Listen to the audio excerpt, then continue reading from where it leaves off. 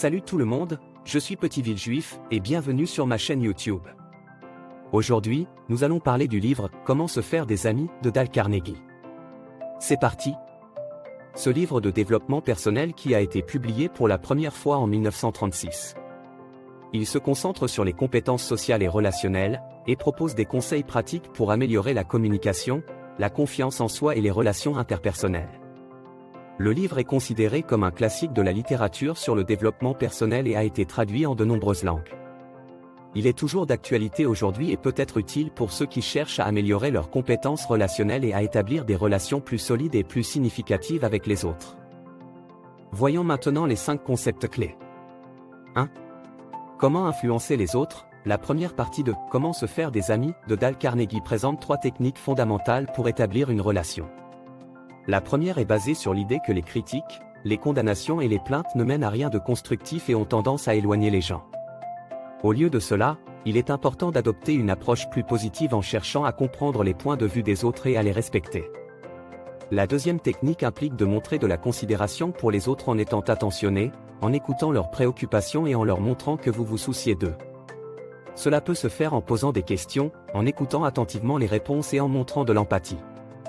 Par exemple, si un ami est en difficulté, il est important de lui offrir une épaule sur laquelle s'appuyer et de lui montrer que vous êtes là pour l'aider.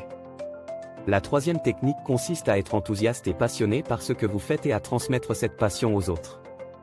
L'enthousiasme est contagieux et peut inspirer les autres à suivre votre exemple.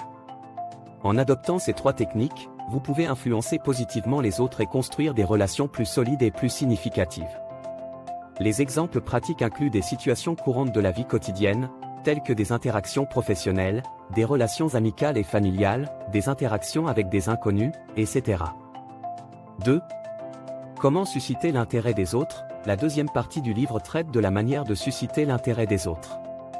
Cette partie est cruciale, car pour établir des relations efficaces avec les autres, il est important de savoir comment les intéresser et les motiver. Les gens aiment parler d'eux-mêmes et de leurs intérêts. En montrant de l'intérêt pour eux, en posant des questions et en écoutant attentivement leurs réponses, vous montrez que vous vous souciez d'eux et que vous êtes prêt à les écouter.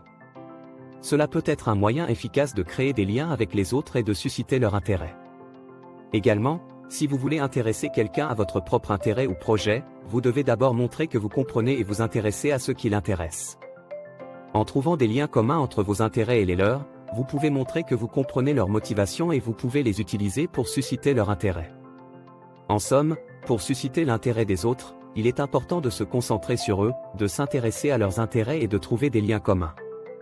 En appliquant ces techniques, vous pouvez établir des relations solides et inspirer les autres à se joindre à vous dans vos projets et vos passions. 3. Comment faire face aux critiques? Cette partie est très importante car apprendre à gérer les critiques de manière constructive peut être utile dans de nombreuses situations, que ce soit dans le cadre professionnel ou personnel. Tout d'abord, il est essentiel de garder son calme lorsqu'on est critiqué. Il ne faut pas se laisser submerger par ses émotions et répondre de manière agressive ou défensive. Au contraire, il est important d'écouter attentivement les critiques et de les considérer comme une opportunité d'apprentissage et d'amélioration. Puis, il faut chercher à comprendre les motivations de la personne qui critique. Les critiques peuvent être le reflet de problèmes personnels ou de frustrations que la personne éprouve mais pas toujours. Enfin, il faut répondre de manière constructive à la critique en proposant une solution ou une alternative pour vérifier que cela répond bien aux attentes de la personne qui critique. Prenons un exemple concret d'un employé qui est critiqué par son patron pour son manque de ponctualité. Plutôt que de se justifier ou de réagir de manière agressive, l'employé peut écouter attentivement les critiques et chercher à comprendre les attentes de son patron, ce qui est bien le retard dans ce cas, mais pas toujours. Ensuite, il peut proposer des solutions pour améliorer sa ponctualité, comme prendre un autre itinéraire pour éviter les embouteillages ou se réveiller plus tôt dorénavant. L'employé peut utiliser cette critique comme une opportunité d'apprentissage et de développement personnel, en cherchant à être plus ponctuel à l'avenir et en cherchant à améliorer ses compétences en organisation et en gestion du temps et il est important de la considérer comme telle. En se concentrant sur les aspects positifs de la critique, on peut en tirer des leçons et progresser. 4. Comment motiver les autres? La 4e partie de « Comment se faire des amis » de Dale Carnegie s'intitule « Comment motiver les autres ». Cette partie est centrée sur la façon dont nous pouvons motiver les autres à agir en utilisant des techniques de communication efficaces. Il explique que les gens sont souvent plus motivés par la reconnaissance et l'appréciation que par l'argent ou les récompenses matérielles. Il propose plusieurs techniques, notamment complimenter les gens aiment être appréciés et reconnus pour leurs réalisations. En leur donnant des compliments sincères, ils auront envie de poursuivre leurs efforts. Les encouragements sont également un moyen puissant de motiver les autres. Les encouragements peuvent être sous forme de paroles, de gestes ou d'actions. Lorsque vous encouragez les autres, vous leur donnez l'impression que vous croyez en eux et que vous êtes de leur côté. Par ailleurs, l'humour est un excellent moyen de détendre l'atmosphère et de créer une ambiance positive. En utilisant l'humour de manière appropriée, vous pouvez créer un environnement propice à la motivation. Enfin, l'empathie est la capacité de se mettre à la place des autres et de comprendre leurs sentiments et leurs émotions. En montrant de l'empathie, vous pouvez aider les autres à se sentir compris et soutenus, ce qui peut les encourager à agir. En utilisant ces techniques de manière appropriée, vous pouvez motiver les autres et les encourager à agir de manière positive. 5. Comment développer des relations solides? La dernière partie du livre porte sur le développement de relations solides, qui est un aspect important pour établir des liens durables avec les autres. Voici quelques idées clés pour vous aider à comprendre cette partie. Dale Carnegie souligne l'importance de ne pas critiquer les autres. Il est facile de se plaindre des défauts des autres, mais cela peut nuire à la relation. Au lieu de cela, essayez de mettre en évidence les qualités positives de la personne, même si elles ne sont pas immédiatement évidentes. Également, pour établir une relation solide, il est important de montrer de l'intérêt pour les autres. Demandez-leur des questions sur eux-mêmes, écoutez attentivement leurs réponses et montrez de l'empathie envers eux. Cela montre que vous vous souciez d'eux en tant que personne et peut contribuer à renforcer la relation. Enfin, les relations solides sont fondées sur la confiance mutuelle, et la confiance est fondée sur l'authenticité.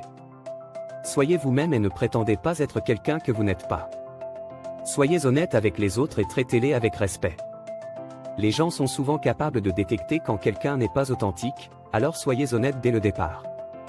En suivant ces idées clés, vous pouvez développer des relations solides avec les autres et renforcer vos liens avec eux. Cela peut vous aider à établir une confiance mutuelle, à renforcer la coopération et à améliorer votre bien-être social. Avant de vous parler d'un 6e point clé bonus, je vous invite à mettre un pouce et à vous abonner. Sur ma chaîne, je vous offre des contenus variés allant des présentations de livres aux réflexions sur des sujets actuels. Je discuterai de tout ce qui est important pour moi et pour vous, et je ferai de mon mieux pour vous divertir et vous inspirer. Point bonus, l'importance de l'écoute active. Carnegie met l'accent sur l'écoute comme un élément clé pour développer des relations solides.